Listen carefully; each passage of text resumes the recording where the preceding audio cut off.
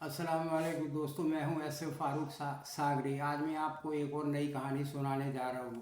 कहते हैं कि इंसान की भी कभी दुम हुआ करती थी, इसीलिए आज तक रीढ़ की हड्डी के आखिरी मोहरे को टेल बोन कहा जाता है।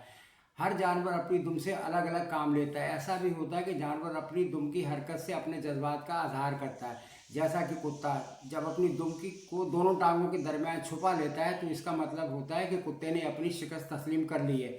मगर हम इंसान भी जब आपस में लड़ते हैं तो यही कहते हैं कि दुम दुम दबाकर भाग गया। जिन लोगों को कुत्तों को लड़ाने का शौक होता है वो पहले ही अपने कुत्ते की दुम कटवा देते हैं ताकि तजहीक और शर्मिंदगी का सामना न करना पड़े। अब आ जाइए घोड़ों की दुम की तरफ। रेस में दौड़ते और जंप करते वक्त घोड़े अमूमन अपनी दुम को तनी रखते हैं। पोलो के घोड़ों की दुमें भी तनी रहती हैं, अलबत्ता उनके बाल काट दिए जाते हैं। एक और दुम जिससे हर शख्स हर रोज साबका पड़ता है वो है छिपकली की दुम। इससे छिपकली बड़े बड़े काम लेती है। दीवार या छत पर इधर उधर फिरने दौड़ने में इसके ज़रिए तवाज़ुन कायम रखती है। गुस्से या ख़तरे में अपनी दुम को ऊपर उठाकर अपने एहसासात का इजहार करती है। अगर छिपकली की दुम किसी वजह से टूट जाए तो अलहदा होने के बाद भी कुछ देर तक तड़पती रहती है। दुम टूटने के थोड़े अरसे बाद उसकी नई दुम निकल आती है, क्योंकि दुम के बगैर छिपकली ठीक तरह चल ही नहीं सकती। कभी कभी ऐसा भी होता है कि दो दो दुमें निकल आती हैं।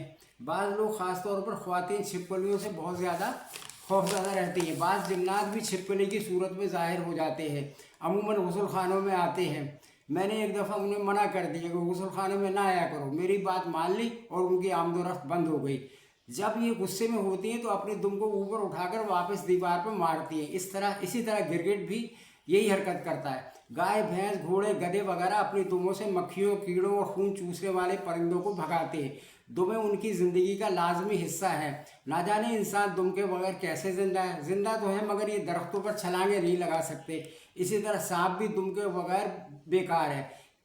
ये दुम के बल खड़ा हो जाता है और दुम से अपने शिकार को जकड़ लेता है। शेर और चीते इससे खौफ खाते हैं और चीता अपना रास्ता तब्दील कर लेता है। शेर भी डरते, चीते भी डरते। ये मैंने कहानी की बयान। अगर आपको पसंद आए तो इसको कमेंट्स भी दीजिए, लाइक भी कीजिए और मेरे चैनल को सब्सक्राइब कीजिए। शुक्रिया जनाब।